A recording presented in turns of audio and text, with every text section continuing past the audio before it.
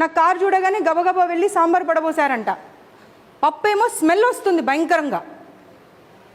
రోజు పాడైపోయిన పప్పు పెడుతున్నారంట పిల్లలకు.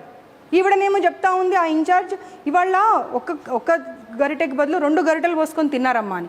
పిల్లలేమో మ్యామ్ స్మెల్ వచ్చాడ పడేసి వచ్చాము అని చెప్తున్నారు. ఏం మాట్లాడతారు? మీ సొంత పిల్లలైతే మీరు ఇలాగే చేస్తారా? బ్రేక్లో పైకి రానివ్వరంట, అదే వాష్రూమ్ వాడాలి. దాంట్లోకి వాళ్ళు సర్వింగ్ వాళ్ళు వెళ్తారంట.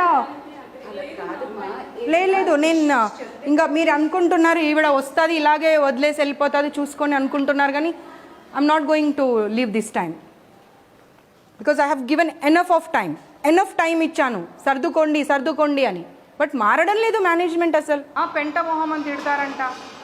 వాళ్ళు పెంట మొహాలు అయితే మరి వీళ్ళేం మొహాలో అర్థం చేసుకోవాలి. ఇంకా మరి పేరెంట్స్ వస్తానంటేనేమో రాకూడదు. ఇప్పుడు క్లీనింగ్ వాళ్ళంతా